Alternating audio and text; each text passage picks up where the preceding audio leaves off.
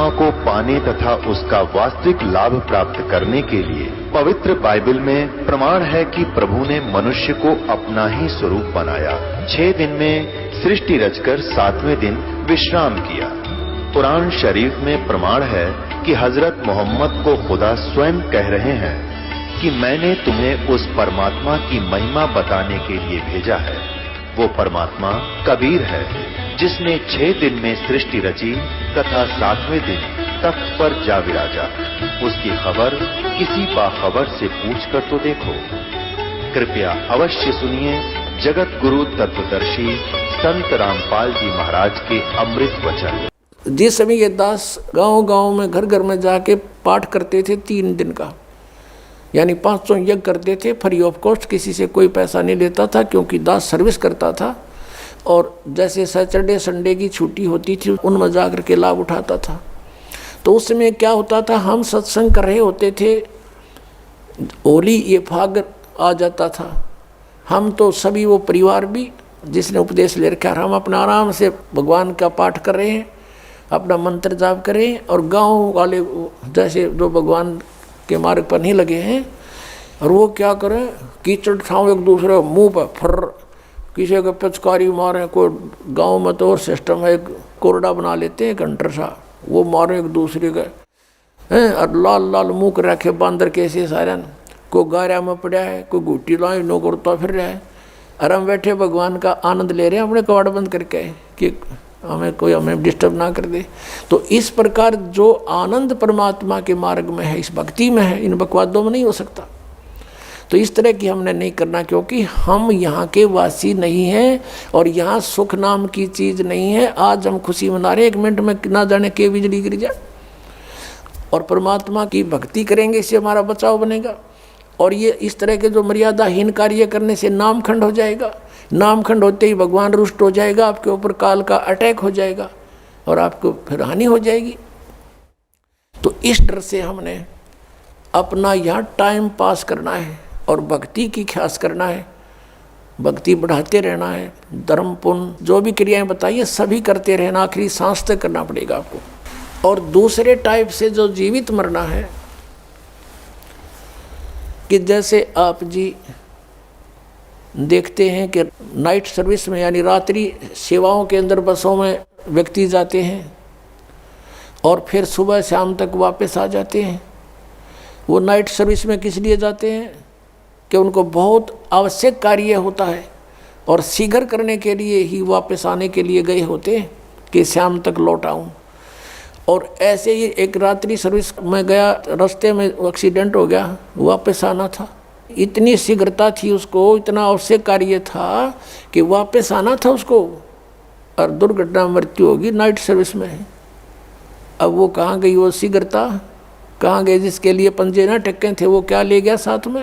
जैसे आपने ऋग्वेद मंडल नंबर 9 सूक्त 96 के मंत्र 18 में आपको दिखाया कि वो परमात्मा उस तीसरे मुक्ति धाम सतलोक में रहता है और वहाँ एक बहुत सुंदर सफ़ेद गुम्मट के अंदर गुम्बद उसमें रहता है, बहुत बड़े गुम्बद में। उसका यही आप गिरिदास जी कह रहे हैं गुम्मट। गगन मंडल में गुम्मट है रंग होरी हो, जहाँ श्वेत ध्वजा फहरावे राम रंग होरी हो। उसके ऊपर सफेद ध्वजा परमात्मा का झंडा फहरा रहा है। बुद्धि बाणी से अगम है रंग होरी हो, सुरत नृत जहाँ लावे राम रंग होरी हो। अब चले हैं नीचे से सभी शरीर के बताने लगे हैं। नाभि कमल ब्रह्मा भय रंग होरी हो, ये सर्जे विष्णु महेश राम रंग होरी हो। त्रिगुण माया बिस्तरी रंग होरी हो, और सकल परवेश राम रंग होरी हो। चंद सूरज पानी पवन रंग होरी हो, कच्छ मच्छ कूर अम्ब राम रंग होरी हो। ओम मंत्र आदि है रंग होरी हो, ये रचे सकल आरंभ राम रंग होरी हो। तीन गुणन पर तखत है रंग होरी हो, पांच तत्व पर काश राम रंग होरी हो। सुर नर मुनि जन देवता रंग होरी हो, सावतरी और गौरी राम रंग होरी हो। लक्ष्मी विष्णु के संग है रंग होरी हो, कमलापति में भंवर राम रंग होरी हो। किन्नर भूत पिशाच है रंग होरी हो, दान्य अंत अपार राम रंग होरी हो। राक्षस का रासा कहूँ रंग होरी हो, रचे सकल परिवार राम रंग होरी हो। गण गंधर्व ज्ञानी गुणी रंग होरी हो, चतुर्मूढ़ अनंत राम रंग होरी हो। ओम नाद अगाध है रंग होरी हो, अजब नवेला कंत राम रंग होरी हो। लख 84 जाति है रंग होरी हो, ये चार खानी के जीव राम रंग होरी हो। अंड्रज जेरज उद बुदा रंग होरी हो, श्वेत खान रचि पीव राम रंग होरी हो। अब क्या बता रहे हैं गरीबदास साहिब जी कि ये सभी राम नाम की होरी यानी भगवान को पाने की ट्राई कर रहे हैं। सावित्री, ब्रह्मा, विष्णु, कृष्ण जी, शंकर भगवान और सभी देवता ये सभी मालिक को चाह रहे हैं, पर इनको रास्ता ठीक मिला नहीं। आत्म और परमात्मा रंग होरी हो, एक देही में दो राम रंग होरी हो। सतगुरु मेला करते है रंग होरी हो, चलो अगमपुर धाम राम रंग होरी हो। दिल की अंदर द्वीप है रंग होरी हो, वो अगम भूमि स्थान राम रंग होरी हो। शून्य सरोवर हंस मन रंग होरी हो, वहाँ खेले फाग बसंत राम रंग होरी हो।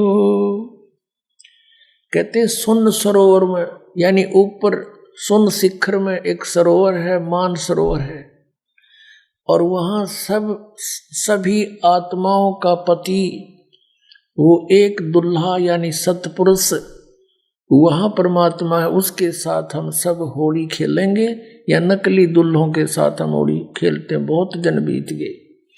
क्या बताते हैं? सोन सरोवर अंश मन रंग होरी हो, वहाँ खेले फाग बसंत राम रंग होरी हो। विष्णु शंकर से खेल ही रंग होरी हो, ये सुर नर मुनि जन संत राम रंग होरी हो। वो दुल्हा साहब एक है रंग होरी हो, ये दुल्हन शंख असंख राम रंग होरी हो। घाट बाट इनको पावे नहीं रंग होरी हो, वो अवगत मार्ग बंक राम रंग होरी हो। अब क्या बता रहे हैं कि सभी ये ब्रह्मा विष्णु महेश और सभी उस परमात्मा से होली खेलने के लिए फिर रहे हैं, ट्राई कर रहे हैं, और वो दुल्हा एक है सतपुरुष जिसको सभी खोज रहे हैं, और दुल्हन शंख असंख राम रंग होरी हो, वो दुल्हा साहिब एक राम रंग होरी। यानी उसी से खेलने बात बनेगी, उसी की प्राप्ति के लिए प्रयत्न करने से आपका जीवन सफल होगा। इसका कहने का तात्पर्य, आप किसी अन्य के साथ होली खेलते हो, जैसे एक तो इस यहाँ का जो त्योहार होली इससे मिलता जुलता एक उदाहरण दे रहे हैं कि जैसे आप जी अपने पति के साथ होली खेलती हैं या कोई और नाती से खेलते हैं। कहते हैं कोई तो ब्रह्मा जी को इष्ट मान कर उसकी पूजा कर रहा है, उसके होली खेल रहा है, कोई विष्णु जी से खेल रहा है, कोई शंकर जी से खेल रहा है, कोई हनुमान जी से खेल रहा है, कोई श्याम जी है, और कोई भैरव भूत बतालों से कहते तुम इनसे होली खेल रहे हो, इसे कोई यूज नहीं। वो एक है होली खेलन जोगा सतपुरुष, उससे खेलो होली। ये नकली होली इन गिला खेलते बहुत दिन हो गए। ये भी नासवान, तुम भी मृत्यु को प्राप्त हो जाओगे। श्रीमद् भगवत गीता अध्याय नंबर 4 के श्लोक नंबर 5 और 9 में गीता ज्ञानदाता कहता है, अर्जुन तेरे और मेरे बहुत जन्म हो चुके, तू नहीं जानता मैं जानता हूं। फिर गीता जी अध्याय नंबर 2 के श्लोक 12 में कहा कि अर्जुन तू ये मत समझे कि तू और मैं और ये सभी राजा पहले ना जन्मे थे या आगे जन्म नहीं होगा, अर्थात तू और मैं और ये सभी सैनिक पहले भी जन्मे थे, आगे भी जन्म होगा। 10वें अध्याय के दूसरे श्लोक में गीता में कहा गीता ज्ञानदाता ने कि मेरी उत्पत्ति को न ये देवता जानते न ऋषि जानते, क्योंकि ये मुझसे उत्पन्न हुए हैं। तो पिता की उत्पत्ति को संतान नहीं जान सकती, दादाजी बताया करता है। तो इस काल की उत्पत्ति परमात्मा कबीर परमेश्वर जो सबका बाबा सबका दादा सबका जनक है, उसने आके बताया कि इसका भी जन्म होता। तो ये खुद कहता है 18वें अध्याय के 62वें श्लोक में कि अर्जुन तो सर्वभाव से उसकी शरण में जाओ, उस परमेश्वर की शरण में जाओ, उसकी कृपा से तो परम शांति को और सनातन परम धाम को प्राप्त होगा। अब उस दुल्हे की ऊपर सतलोक में साकार परमेश्वर की गरीबदास जी आंखों देखा क्या बता रहे हैं, सवेत गुमट सिर सेरा रंग होरी हो। सफेद गुमट और सिर पर सेरा, जैसे दुल्ला का शेरे हुआ करें, मुकुट है मालिक का। सवेत गुमट सिर सेरा रंग होरी हो और जलक करण अनंत राम रंग होरी हो। सोन सलैली सैल है रंग होरी हो, पावन अटक पपील राम रंग होरी हो। कौन जुगत से पाई ये रंग होरी हो, सतगुरु के उपदेश राम रंग होरी हो। अब कहा कि कैसे उसको प्राप्त करें, कौन युगत से कौन साधना से उसको पावें, क्या युक्ति है उसके पाने की। उत्तर भी आप ही दे दिया कि सतगुरु कहे उपदेश राम रंग होरी हो, कि सतगुरु मिले और फिर वो आपको उपदेश दे। पुण्यात्माओं, ये अभिमान ना समझना, यथार्थ ज्ञान जानना कि इस पृथ्वी पर सतगुरु नहीं इस दास के अतिरिक्त, और सतगुरु बिना मोक्ष नहीं। अब ये झूठे गुरु भी हैं और ये अपने आप को सतगुरु भी कहलाते हैं। तो सतगुरु के कहने से, फीत लगाने से सतगुरु नहीं होते। जैसे कबीर परमेश्वर कहते हैं, खरना हो के हरि कबहू सिंह की खाल उड़ाए। यदि गधे ने शेर की खाल उड़ा दे, वो शेर नहीं बन सकता, शेर जैसा जरूर दिखाई देता है। एक कुम्हार शरारती सा था, उसने किता एक शेर मरा पा गया, उसकी खाल उतार ली, अपने गधे पर डाल दे और खेतों में छोड़ दे। खेतों में रखवाले रहते थे फसल के। वह चांदनी रात में उन्हें देखा कि वही कौन आ गया, पहले से सोचा कोई पशु आ गया, चल लठ लेकर गए। इतनी दूर से देखा चांदनी में शेर हवाई, सारे ने डांक ठोक दी, भाग गए गाँव में। अब वो छक्के खा के खेती अपने सामने सुबह सुबह वक्त से कुमार फिर आके ले जाए उसने। ऐसे कई दिन बीत गए, बहुत सा नुकसान भी हो गया। तो वो कहने लगे, अब गांव में चर्चा चली, आसपास के गांव में भी चर्चा गई कि भाई एक शेर आवे है और खेती घना नुकसान करे। और तो एक कुम्हार ने सुन ली, उसने सोचा भाई शेर खेती तो नहीं खा सकता, फसल तो खाता ही नहीं वो। फिर वो समझ गया कोई कुम्हार की जालसाजी है। उसने कहा उस शेर को की पहचान तो मैं करवा दूंगा। तो गांव वाले बोले वे कैसे, कि मेरे साथ चलो। बुरख वाले बोले ना भाई, रात के समय हम नहीं जाओ।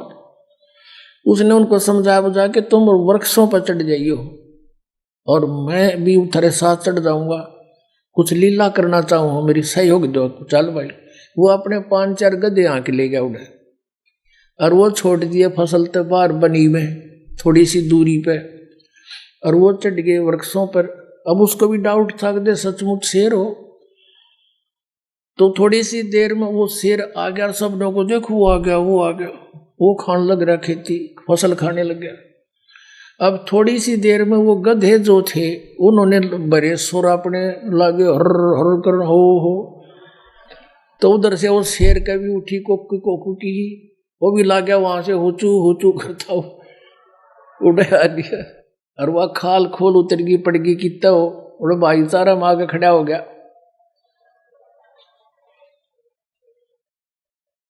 तब वो उनकी मत्स्य बदी कुमार ने तो पहचान दिया कि जो प्रतीक सागी गद आए है। नीचे उतर के आया नो बोला यो रहा थारा शेर भाई। फिर वो जिस कुमार का गदा था उसको फिर पंचायत ने दंड लगाया, बेतने आके सोची नालायक कितना नुकसान कर दिया, तू ले लेता थोड़ा बहुत तूड़ा इसकी खातर, घूस ले लेता हमारे से चारा। तो कहने का भाव ये है कि गधे और शेर का बोली तो बेरा पटेगा। सतगुरु का पता नकली और असली का इस ज्ञान से पता चलेगा। ये बोली है, बोली से पता चलेगा कौन सतगुरु है, कौन सतगुरु नहीं है, कौन नकली है, कौन असली है। अब क्या बताते हैं, खेचरी भूचरी चाचरी रंग होरी हो, खेचरी भूचरी चाचरी रंग होरी हो, और अकल अगोचर जान राम रंग होरी हो, उन मणि घर आसन करो रंग होरी हो, ओ पावे पद निर्वाण राम रंग होरी हो, द्वादश दल में बैठिए रंग होरी हो, उल्टा नाभ समोव राम रंग होरी हो, तिरकुटी भंवर गुंजार ही रंग होरी हो, और स्वर्ण कलश को है रंग होरी हो, अमृत धारा बरस ही रंग होरी हो, ये पीव संत सुजान राम रंग होरी हो। फिर क्या बताते, नाम की सरवर ए नहीं रंग होरी हो, होता मूल उचार राम रंग होरी हो। कहते हैं कि ये चाचरी भूचरी खेचरी उन्मनी इनसे मालिक प्राप्ति नहीं है, नाम की सरवर है नहीं रंग होरी हो, यानी नाम की बराबरी कुछ नहीं कर सकता नाम से जो लाभ होगा। नाम की सरवर है नहीं रंग होरी हो, होता मूल उचार राम रंग होरी हो, यानी जिसके पास वो मूल मंत्र है, मूल ज्ञान है, मूल नाम है, उससे लाभ होगा। फिर बताते हैं, काल कर्म का नाश कर रंग होरी हो, अजप्पा जाप जपे राम रंग होरी हो। अजप्पा श्वास उश्वास से, पान अपान में भेव राम रंग होरी हो, तन मन की जपे से राम रंग होरी हो, श्वासा सुमरण कीजिए रंग होरी हो, ऐसे हो परवेश राम रंग होरी हो। कहते श्वासा सिमरण कीजिए, श्वास उश्वास से सिमरण कीजिए, ऐसे प्रवेश होगा उस महल में जहाँ सब सखियों का दुल्हा रहता है। श्वासा सुमरण कीजिए रंग होरी हो, ऐसे हो परवेश राम रंग होरी हो, नाम की सरवर है नहीं रंग होरी हो, होता मूल उचार राम रंग होरी हो, काल कर्म का नाश करे रंग होरी हो, अजप्पा जाप जपंत राम रंग होरी हो, ओम सोहम नाद भरे रंग होरी हो, ये परख नवेला कंत राम रंग होरी हो। ये सतनाम बताया है कि इससे उस नाम के द्वारा श्वास उश्वास के सिमरण जप्पा जाप से उस सतलोक में जाया जाएगा।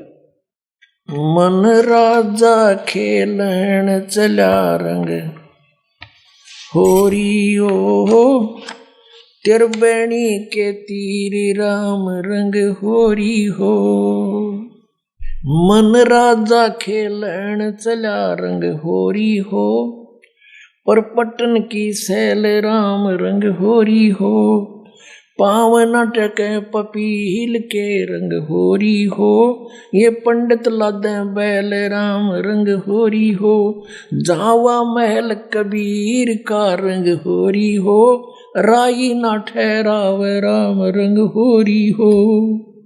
चार वेद पंडित पढ़ा रंग होरी हो, ये 52 अक्षर लेख राम रंग होरी हो, वो अक्षर याम नहीं रंग होरी हो, वो रहे सतलोक में राम राम रंग होरी हो।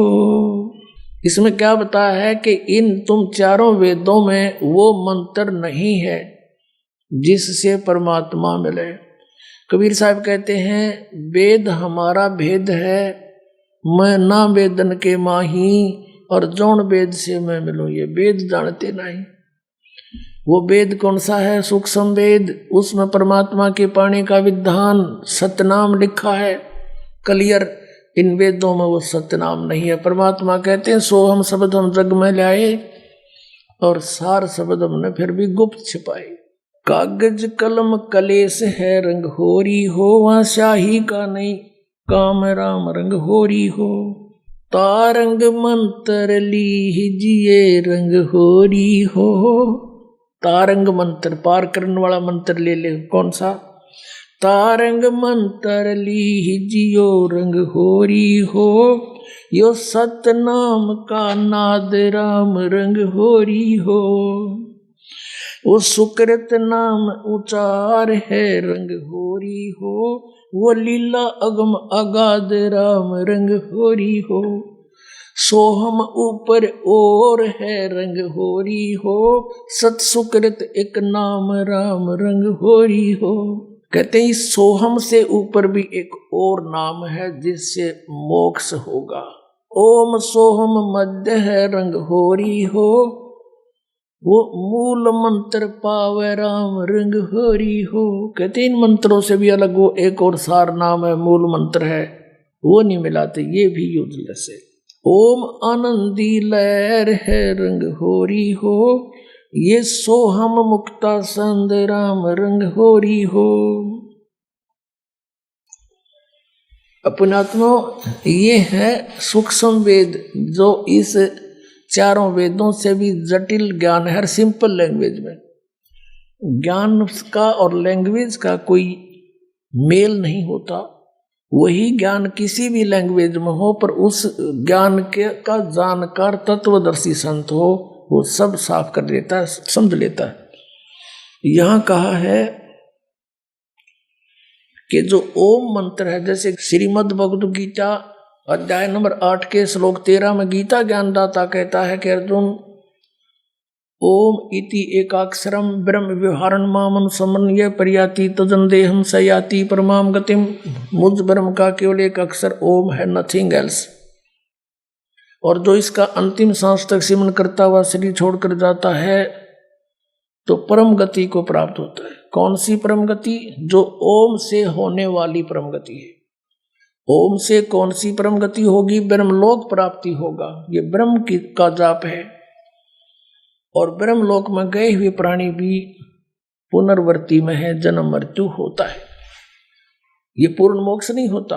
फिर ये कहता है कि तू सर्वभाव से 18वें अध्याय के 62वें श्लोक में कि तू सर्वभाव से उस परमेश्वर की शरण में जा, उसकी कृपा से परम शांति को, सनातन परम धाम को प्राप्त होगा। अपने विषय में कहता अर्जुन तेरे और मेरे बहुत जन्म हो चुके, तू नहीं जानता मैं जानता हूँ। चौथे अध्याय के 5वें और 9वें श्लोक में, गीता जी अध्याय नंबर 2 के 12 में, गीता अध्याय नंबर 10 के 2 में। और फिर 15वें अध्याय के 1 से 4 का निष्कर्ष है कि उल्टे लटके हुए संसार रूपी वृक्ष है ये, इसके सभी विभाग जो बता देगा वो तत्वदर्शी संत है। उसके पश्चात परमेश्वर के उस परम पद की खोज करनी चाहिए, जहाँ जाने के बाद साधक फिर लौटकर कभी संसार में नहीं आते, उनका पूर्ण मोक्ष हो जाता है। फिर बताया है गीता जी अध्याय नंबर 17 के श्लोक नंबर 23 में उस परमेश्वर के पाने का, सच्चिदानंद घन ब्रह्म के पाने का मंत्र बताया है। ओम तत्सत इति निर्देश ब्रह्मण त्रिविध समर्थ। ब्रह्मण माने सच्चिदानंद घन ब्रह्म, सच्चिदानंद घन ब्रह्म यानी परम अक्षर ब्रह्म। 7वें अध्याय के 29वें श्लोक में गीता ज्ञानदाता कहता है कि अर्जुन, उस तत्परम से परिचित, सारे अध्यात्म ज्ञान से परिचित, सब कर्मों से परिचित प्राणी साधक केवल जरा और मरण से छूटने का ही प्रयत्न करता है। वो यहाँ की किसी वस्तु की इच्छा नहीं रखता। 8वें अध्याय के प्रथम मंत्र में गीता ज्ञान दाता से अर्जुन ने प्रश्न किया, फिर किम तत्परम पुरुषोत्तम, कि हे कृष्ण वो कौन है फिर तत्परम, बता मेरे को। 8वें अध्याय के 3 श्लोक में गीता जी में कहा कि वो परम अक्षर ब्रह्म है। गीता अध्याय नंबर 15 के श्लोक नंबर 16 और 17 में 3 पुरुष बताए, एक सरपुरुष एक अक्षर पुरुष। 15वें अध्याय के 16वें श्लोक में 2 पुरुष, सरपुरुष अक्षर पुरुष, ये दोनों नाशवान, इनके अंतर्गत जितने प्राणी वो भी नाशवान। जीवात्मा किसी की नहीं मरती, ये अंडरस्टूड है। फिर 15वें अध्याय के 17वें श्लोक में स्पष्ट किया है कि उत्तम पुरुष है तू अन्य, और परमात्मा थी उदारते, ये लोग तेरे आविष से विवर्ती अवे ईश्वर है। वो परम अक्षर ब्रह्म है तीसरा, सरपुरुष अक्षर पुरुष तो 16वें श्लोक में, और उत्तम पुरुष इन 16वें श्लोक में वर्णित दोनों सरपुरुष और अक्षर पुरुष से कोई और है। वो परम अक्षर, वो उत्तम पुरुष वो है परम अक्षर, परम अक्षर ब्रह्म जो 8वें अध्याय के 3 श्लोक में जिसके विषय का, और वही परमात्मा कहलाता है। वही तीनों लोकों प्रवेश करके सबका धारण पोषण करता है, वो है अविनाशी परमात्मा परमेश्वर। तो गीता जी अध्याय नंबर 17 के श्लोक नंबर 23 में इन 3 पुरुषों का मंत्र न्यारा न्यारा बताया। अपनात्मा हमने जैसे जल पाना है, जल पाना है, हम पूजा जल की कर रहे हैं, वो कैसे मिले, कौन से औजार हैं जो जल प्राप्त हो। जमीन में जल है तो हैंडपंप लगाने का सारा जो इंस्ट्रूमेंट है वो सारे लाने पड़ेंगे, और फिर वो कोई पूजा नहीं कर रहे हमें, वो तो हम पूज्य वस्तु को पाने के लिए मेहनत कर रहे हैं, मजदूरी साधना कर रहे हैं।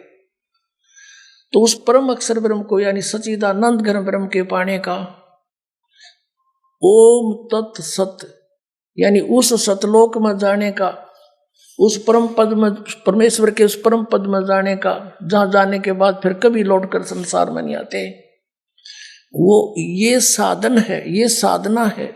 ये ओम तत्सत कोई पूजा नहीं या मजदूरी है उस जल के पाने के लिए। ओम ब्रह्म का, सरपुरुष का, इस ओम नाम के जाप से 18वें अध्याय के 66वें श्लोक में ये ब्रह्म गीता ज्ञानदाता श्री कृष्ण में प्रवेश करके बोल रहा है। ये कहता कि सर्वधर्मान प्रीतजमाम एकम शरणम व्रज, मेरे सतर की जो पूजाएं हैं ब्रह्म सतर की, उनको मुझे छोड़ दे, और उस एकम माने उस सर्वशक्तिमान जिसका बराबर दूसरा नहीं है उसके पास जा, फिर मैं तुझे सब पापों को छोड़ दूंगा, मुक्त कर दूंगा, तू चिंता ना करे। अब हमने किसी का कर्जा ले रखा है, कर्जा उतरा नहीं तो उसने मजदूर बना लिए, और हमारा किसी अच्छे साहूकार से जो है ना मेल हो गया और उसने उसका कर्जा दे दिया, अगले भाई छोड़ इसको, मैं ले जाता हूँ, वहाँ मजदूरी करें, तेरे वहाँ बैठा दिया पंखे के तले नीचे कलम जो आके ले बेटा कराड़े बढ़िया नौकरी दोगुना दूंगा तनख्वाह तुझे, तो वो अब पे छोड़ देगा, फिर मजदूरी नहीं कराएगा, उसका पैसा मिला। तो हम ओम नाम के जाप को, ब्रह्म के जाप को, ब्रह्मलोक में नाश कराते थे इस कमाई को, और ये 500 यज्ञ जो करते थे ये भी यही उसी ब्रह्मलोक में खा लेते थे देवता बनकर। तो अब हम इस ओम इन मंत्रों के प्रतिफल में कुछ नहीं लेंगे, इस तरह इसकी पूंजी नो की नो दे देंगे, अक पकड़ा अपनी तो छोड़ मारा पीछा। 18वें अध्याय के 66वें श्लोक का ये अर्थ है कि गीता ज्ञानदाता कहता कि मेरे सतर की सभी धार्मिक पूजाएं सर्वधर्मान प्रीतज माम एकम शरणम व्रज, मेरे सतर की सब पूजा मुझे छोड़ दे, उस एक जिसके बराबर दूसरा नहीं, उस परम अक्षर ब्रह्म की शरण में जा। और इन्होंने व्रज माने आना कर रखा सारे अनाड़िया ने, किसी ने कख का पता नहीं था, सारा सदग्रंथों का अनर्स कर डाला, भोली जनता को गुमराह कर दिया। और इंग्लिश वर्ड का अर्थ गो हो कोई, उसका अर्थ कोई कम कर दे, आना कर दे, कितनी बुद्धिमता करी उसने। वर्ज माने जैसे गो माने जाना होता है, इंग्लिश वर्ड है, और उसका किसी सेंटेंस को ना समझ के अनुवाद करता, उसका अर्थ आना करता है, तो वो महामूर्ख है। किसी भी सर्कमस्टांस में गो बीन कम आना नहीं हो सकता। अरे न कर रहा क्या, या थोड़ी सी एक झलक दिखानी पड़ेगी। अब पता चलेगा ज्ञानी और अज्ञानी का, सतगुरु और झूठे नकली और सच्चे सतगुरु का। ये है श्रीमद् भगवत गीता। गीता प्रेस गोरखपुर से प्रकाशित, अनुवाद करता है जय दयाल गोविंद का। अब हम आपको श्रीमद् भगवत गीता अध्याय नंबर 18 का श्लोक 62 दिखाएंगे। गीता अध्याय नंबर 18 श्लोक नंबर 62 में क्या कहा है कि हे भारत, सब प्रकार से उस परमेश्वर की शरण में जा, उस परमात्मा की कृपा से ही तू परम शांति को और सनातन परम धाम को प्राप्त होगा। अब यहां तो ये लिख गए गच्छ माने जा, इसका सब नबेरा था गच्छ माने जाना, तो नहीं छुपा सके। आगे देखो अध्याय नंबर 18 का और श्लोक नंबर 66 देखते हैं। इसमें लिखा कि सर्व धर्मान प्रीतज माम एकम शरणम वर्ज, ये वर्ज शब्द है। अहम तवा सर्व पापेभ्या मोक्षामि मासुच, ये गीता ज्ञानदाता कहते। इन्होंने क्या अनुवाद किया है कि संपूर्ण धर्मों को अर्थात संपूर्ण कर्मों कर्तव्य कर्मों को मुझ में त्याग कर तू केवल एक मुझ सर्वशक्तिमान सर्वधार की शरण में वर्ज माने आ जा। ये देखा बैठा बैठा रखे ने, मैं तुझे संपूर्ण पापों से मुक्त कर दूंगा, तू शोक मत कर। अब ये कह मेरी शरण में आ जा। गीता जी अध्याय नंबर 2 के और श्लोक नंबर 7 में अर्जुन तो पहले कहे मैं तो आपकी शरण में हूं और मेरी बुद्धि इस काम करना छोड़गी। ये देखिएगा अध्याय नंबर 2 का और श्लोक नंबर ये 7 है, ये 7 नंबर श्लोक है।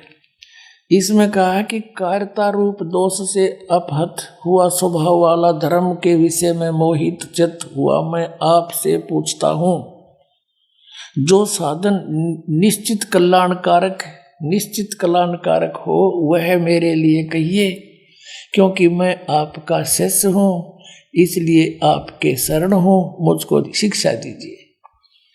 अब ये कहे कि तू मेरी शरण में आ जा तो नहीं जची बात। अर्जुन तो पहले कहे मैं तो आपकी शरण हूँ, आपका शिष्य हूँ, मेरी बुद्धि काम नहीं करती, मेरे कल्याण में जो उचित हो वो बता दे।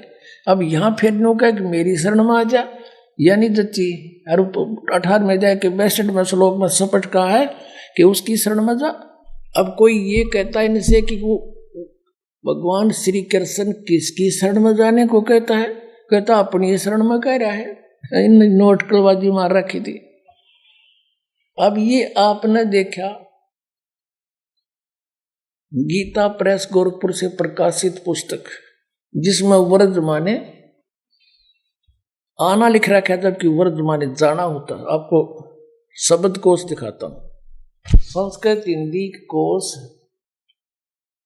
ये कौन है, इसका संग्रह करता वामन शिवराम आपटे, और ये यहां से छपा है मोतीलाल बनारसी दास पब्लिशर्स प्राइवेट लिमिटेड दिल्ली से। इसमें दिखाते हैं आपको, ये देखिएगा वर्ज, यहां पर है वर्ज।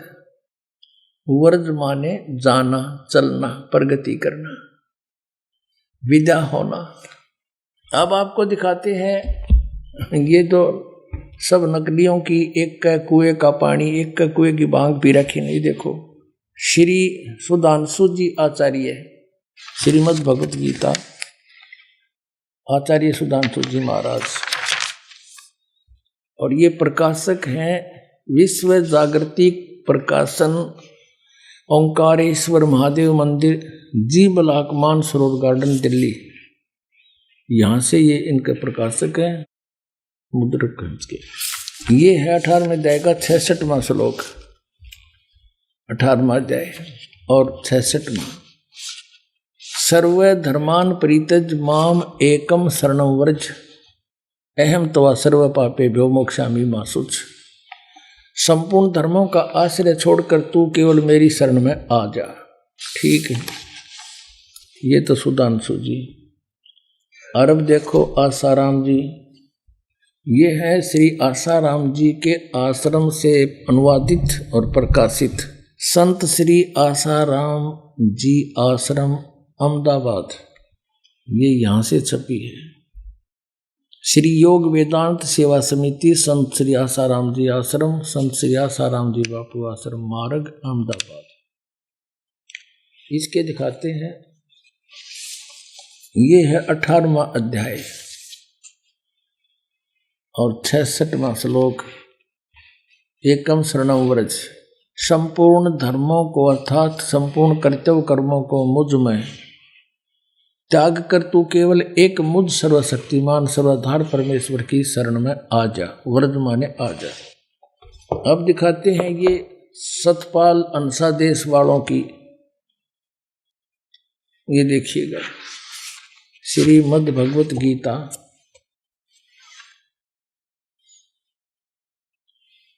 अनुवादक हैं ब्रह्मलीन महात्मा सत्यानंद, महात्मा सर्वज्ञानंद आदि, संपादक अंसादेश, प्रकाशक मानव उत्थान सेवा समिति 2/12 पंजाबी विभाग नई दिल्ली से। ये इनके मुद्रक हैं Rajeshwari photo states private limited Delhi.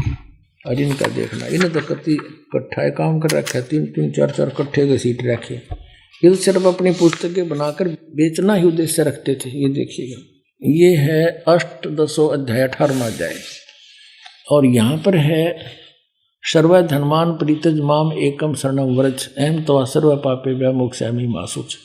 ये 3-4 का इकट्ठा इन्होंने अनुवाद कर रखा है। ये देखना अगले पृष्ठ पे, इसमें लिखा है कि सर्व धर्मों के कर्मों को छोड़कर केवल मेरी शरण में आ जा। ठीक, अपने आत्माओं एक और कमाल दिखाऊंगा अपने, इन शर्म भी ना आई। ऊपर तो लिख रहे हैं व्रज माने जाना, मीनिंग मत सही लिख रहे हैं और अनुवाद में फिर घुमाना। देखो देखो कमाल की बात, चौड़े में झूठ बोल रखी ने। ये है श्रीमद् भगवत गीता यथारूप, और कहां से छपी है? कृष्ण कृपा मूर्ति श्रीमद् एसी भक्ति वेदांत स्वामी प्रभुपाद संस्थापक आचार्य अंतर्राष्ट्रीय कृष्ण भगवान अमृत संघ, एस्कॉन वाले बोल रहे हैं, एस्कॉन वाले। और इन्होंने लिखा है कि विश्व में सबसे अधिक इस संस्था की पुस्तक बिकती है। यह देखना, ये आपको सुना दिया।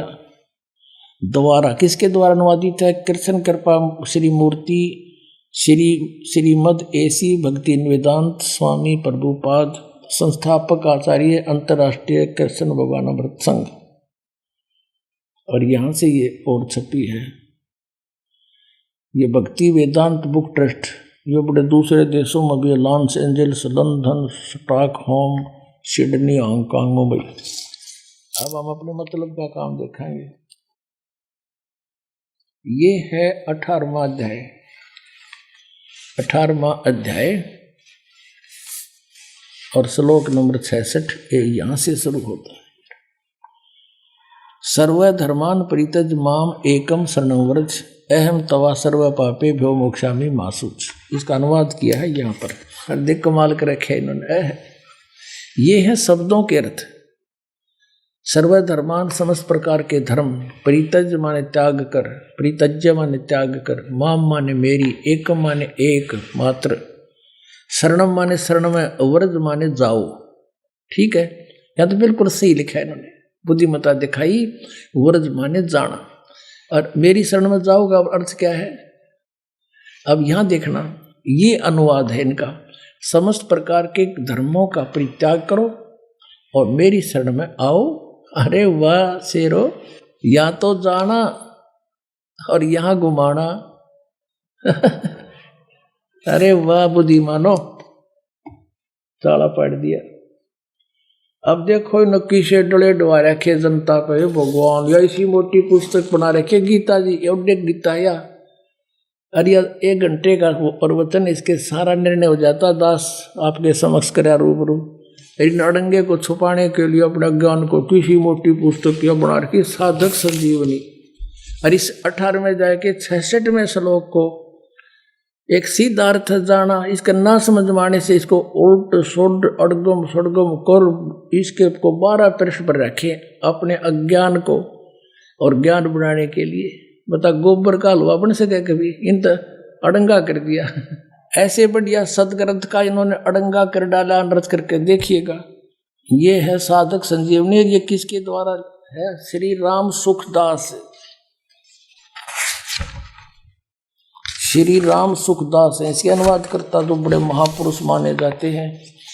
और देखना स्वामी राम सुखदास से इसके अनुवादक हैं। और कहाँ से छपी है? गीता प्रेस गोरखपुर, यहाँ से छपी है। अब इसके आते हैं उसी स्थान पर, ये देखिएगा। हे भगवान कबीर ये माया अटपटीक सब गट आनड़ी, किस किस न समझाऊं या कुआ भांग पड़ी। 18वें अध्याय का 66वां श्लोक यहाँ से है। क्या लिखा है? सर्वधर्मान परित्यज माम एकम शरणम व्रज अहम तवा सर्व पाप्यो भो मोक्षामि मा शुच। यहाँ देखिएगा, संपूर्ण धर्मों का आश्रय छोड़कर तू केवल मेरी शरण में व्रज माने आ जा।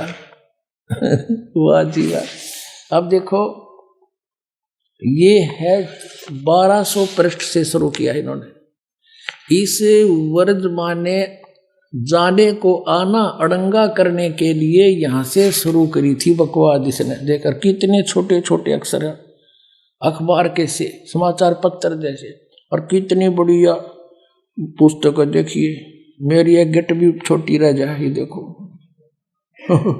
और फिर भी 2 इंच बच गई। और चौड़ाई देखो, ये देखो तेरा गजब, वो तेरा भला, ये भगवान यहाँ पर आकर टके हैं। देख 1200 से शुरू किया इन्होंने अड़ंगा अड़ा करना। बता। और फिर यहाँ आके ये 1217 पर 17 पृष्ठ, वो तेरा गजब हुई। 1217 पर यहाँ तक ये चल रहा है। 18वें अध्याय का 66वां श्लोक। यशोदा मैया दाऊद जी कहते हैं। ये बता इसका क्या लिंक था आने और जाने में? यशोदा मैया कितना है इसमें? मूर्ख बना रहे, ये मारे बना गए यशोदा मैया।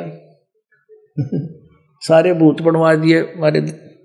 अब गीता जी में कहीं भी नहीं लिखा हरे राम कृष्ण कृष्ण हरे हरे राधे राधे श्याम मिला दे। है ये कोई मंत्र? ये कहाँ से लाइए? ये शास्त्र विदिता का मनमाना आचरण है।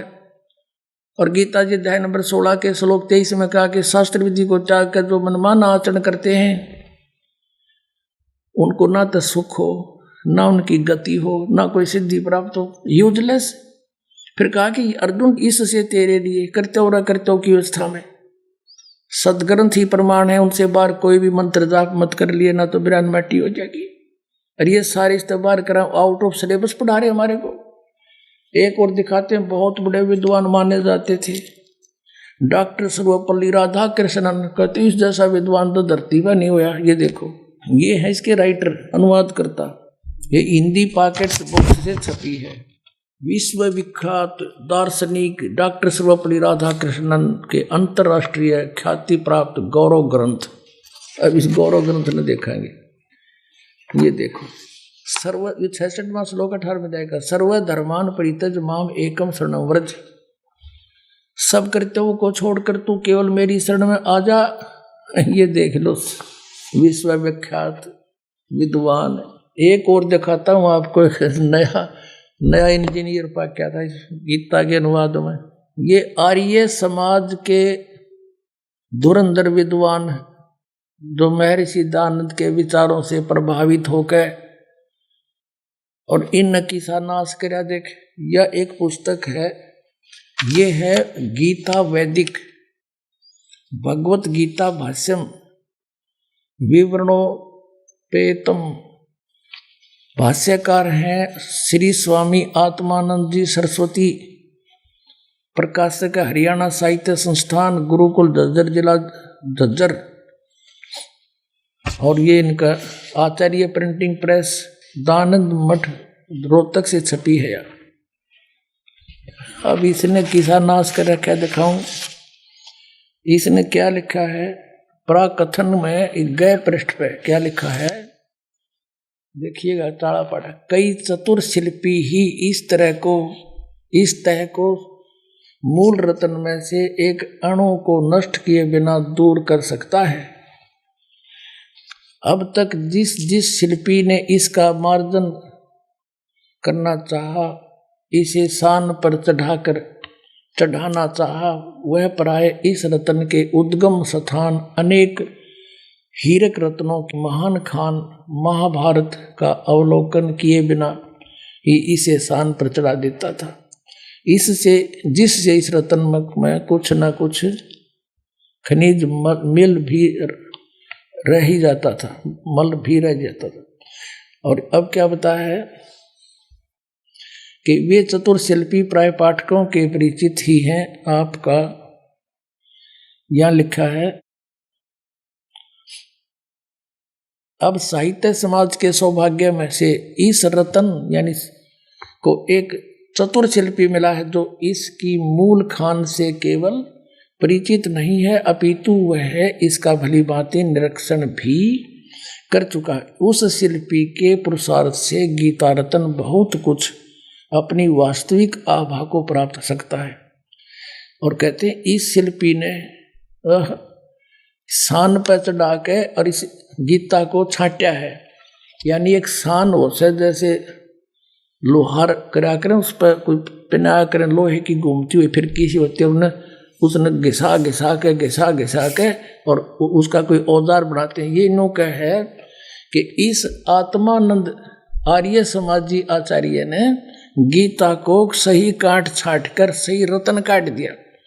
इसने 700 श्लोकों में से 200 श्लोक सेलेक्ट किए।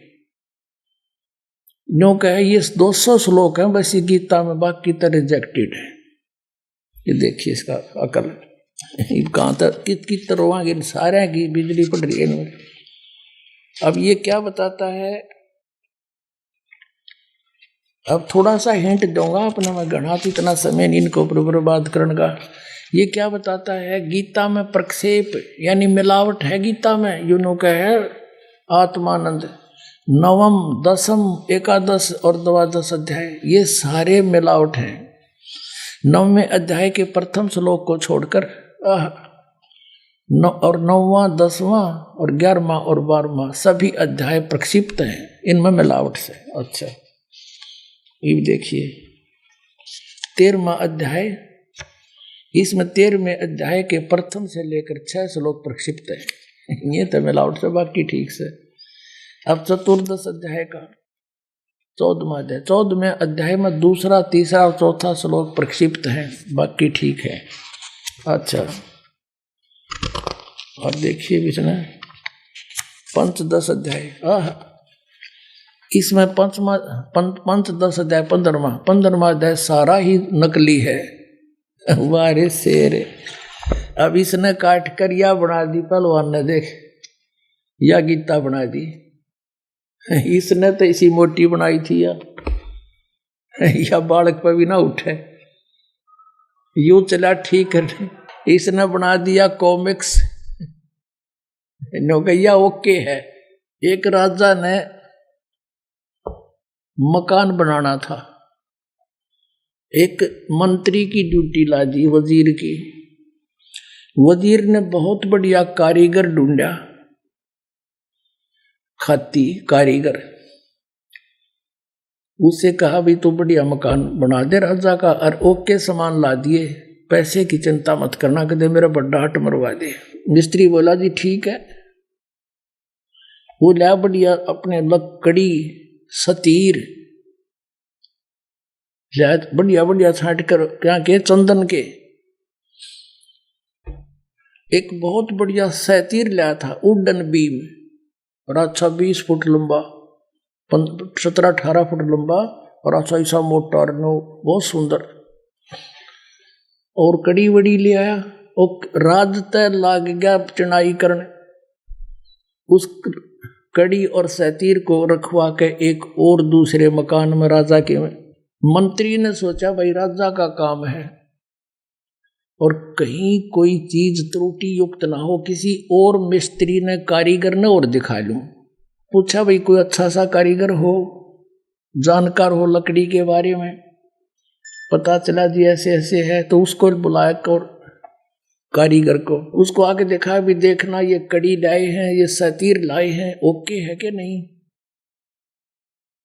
अब उसने सोची जैत ने ओके कह दी तो उस कारीगर की महिमा बन जाएगी। नो बोला जी इस सतीर में तो बहुत नुक्स है, ये तो देख गुणिये में कोनी नो और नो है।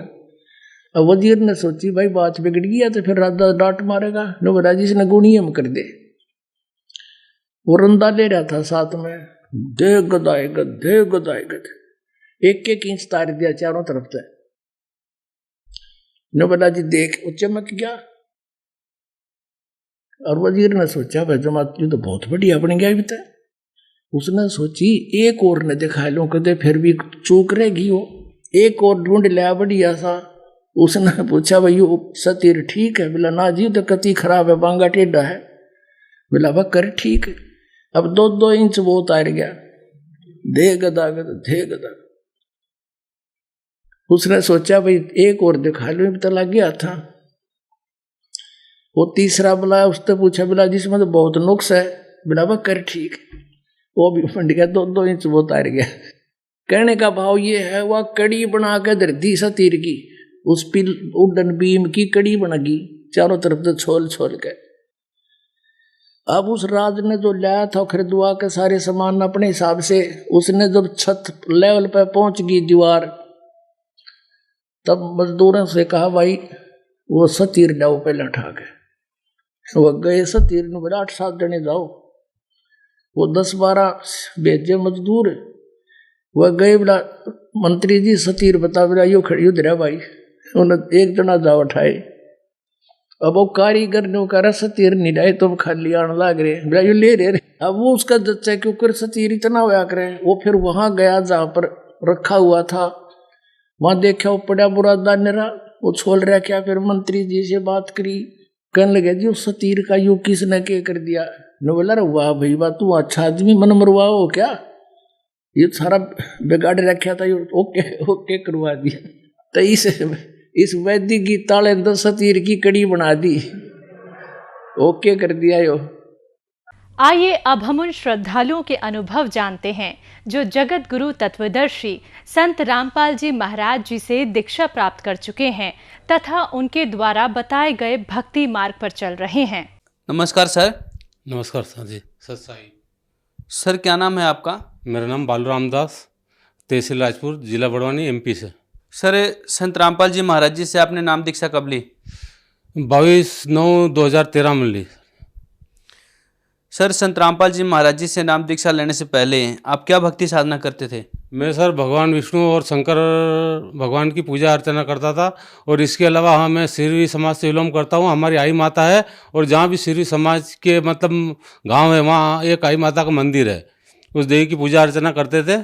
और जहाँ भी मतलब जैसे शिवरात्रि हुई, तोरण माल जाना, ओंकारेश्वर जाना, जगह जगह मतलब जाना और भक्ति करना। और जैसे सावन महीने में जैसे औरतें उपवास रहती थी तो भी उसके साथ में मैं भी उपवास रहता था, ओम नमः शिवाय का जाप करता था और खूब भक्ति करता था। वहाँ परिक्रमा देता था, जहाँ भी मंदिर हो वहाँ। महाकुंभ में भी जाता था, उज्जैन मतलब सिंहस्थ का मेला था वहाँ भी जाता था। और वहाँ से मतलब कोई को महात्मा को, मैं बहुत दुखी था तो महात्मा से बोलता था कि मेरा कैसा होगा। पहले तो गांजे की पुड़िया लाओ ऐसे बताते थे, तो फिर मैं वो गांजे की पुड़िया भी ला के देता था और उनके पैर भी दबाता था। सर इतनी आप भक्ति साधना कर रहे थे, आप व्रत भी करते थे, भूखे रहते थे और बहुत सारे देवी देवताओं की भक्ति कर रहे थे, ये भक्ति साधना करने से आपको क्या लाभ हुआ सर? ये कुछ नहीं लाभ हुआ, मैं तो दिन पर दिन दुखी होता गया। जैसे मेरी पहले तो 2 बहनें बीमार हुई, वो मतलब 2 महीने तक मतलब ऐसे बोली नहीं, मेरे को चम्मच से खाना खिलाना पड़ता, मेरे को भी नहीं पहचानती थी वो।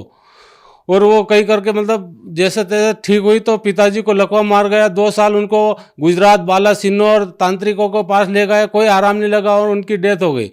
और पिताजी की डेथ होने के बाद में माताजी को चमड़ी कैंसर हो गया। हम इतनी देवी देवता को पूजा करते हुए भी इतने दुखी थे कि मतलब कोई सुख का तो कोई पूछो ही मत, कुछ हो नहीं रहा था। और फिर उसके 1.5-2 साल बाद में माताजी को भी इंदौर हॉस्पिटल में और तांत्रिकों पास ने सब बताया, पर कोई आराम नहीं लगा, उनकी भी डेथ हो गई इतनी पूजा अर्चना करते हुए भी। और जो बहन थी उसका ऑपरेशन हुआ उसके ससुराल में, तो वो मतलब टाके नहीं जुड़े, उसका पेट जुड़ा ही नहीं है सर जी। उसका जोधपुर में हॉस्पिटल में मतलब ऑपरेशन हुआ और वो मृत्यु को प्राप्त हुई। सर आपने बताया कि आपके माता पिता भक्ति कर रहे थे, आप भक्ति कर रहे थे, और ये भक्ति करते करते आपके माता पिता और यहाँ तक कि आपकी बहन भी मृत्यु को प्राप्त हो गई। फिर सर आप संत रामपाल जी महाराज के शरण में कैसे आए सर?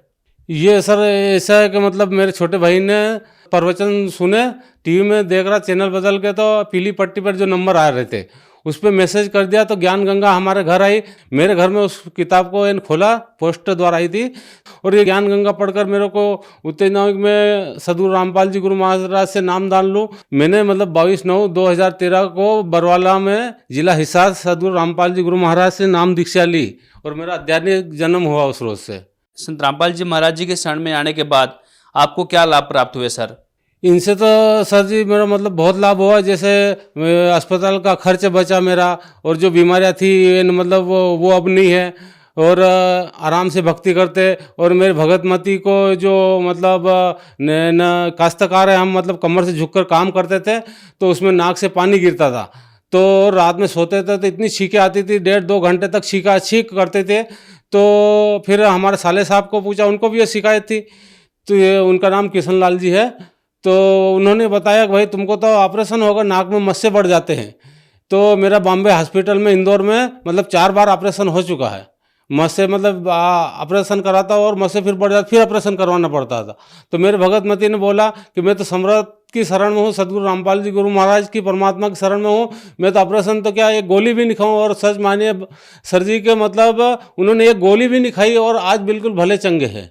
मेरे मतलब शुगर भी थी, और वो मतलब सदगुरु रामपाल जी गुरु महाराज की शरण में आने से वो शुगर भी है, मतलब मेरे को गोली लेने की भी नहीं जरूरत थी। पहले मैं ग्लीम स्टार M1 खाया करता था खाना खाने के पहले, अब वो खाने की ज़रूरत नहीं है। और मेरे जो मतलब हड्डियों में दर्द रहता जॉइंट में, मेरे को निरोबियान और एक वो क्या डायनाफार 2 इंजेक्शन लगते थे 4 रोज में। परमात्मा की दया से सदगुरु रामपाल जी गुरु महाराज से वो इंजेक्शन भी मेरे बंद हो गए। आज मैं दिन भर काम कर सकता हूँ खेत में। सदगुरु रामपाल जी गुरु महाराज की कृपा से यहाँ आने के बाद में ये नशा पता सब मेरा छूट गया, जबकि इतने कोशिश करने के बावजूद मैं नशे से एक पल भी दूर नहीं रहने पा रहा था। और यहाँ तक कि मैं मतलब बरवाला गया तो रास्ते में ट्रेन में भी बीड़ी पीते पीते गया, और वहाँ मतलब गुरु जी के आश्रम के आगे भी 4 बीड़ी पी, और उसके बाद में जो वहाँ डाला तो आज तक मैंने उसको हाथ भी नहीं लगाया। ये उनकी सदगुरु रामपाल जी गुरु महाराज की कृपा हुई परमात्मा की मेरे ऊपर। सर जो श्रद्धालु आपको देख रहे हैं, आप उन्हें क्या संदेश देना चाहेंगे? सर संदेश तो क्या दूँ, मैं प्रार्थना करना चाहता हूँ कि भाई मैं जितना नशा करता था आज मैंने छोड़ दिया, तो मतलब जो भी नशा करने वाला है, जो भी सही भक्ति अपनाना चाहता है, ये दूसरे के चंगुल में फंसे हुए हैं, तो वो मतलब आके सदगुरु रामपाल जी गुरु महाराज से नाम दीक्षा ले और अपना कल्याण कराएं। संत रामपाल जी महाराज जी से नाम दीक्षा कैसे ले सकते हैं सर? टीवी पर सत्संग चलता है सदगुरु रामपाल जी गुरु महाराज का, उसमें पट्टी चलती है, उसमें मोबाइल नंबर आते हैं, तो वो मोबाइल नंबर पर कांटेक्ट करें और अपने मतलब जिले या तहसील में नामदान केंद्र पर अपना नामदान ग्रहण कर सकते हैं। धन्यवाद सर। सत्साई।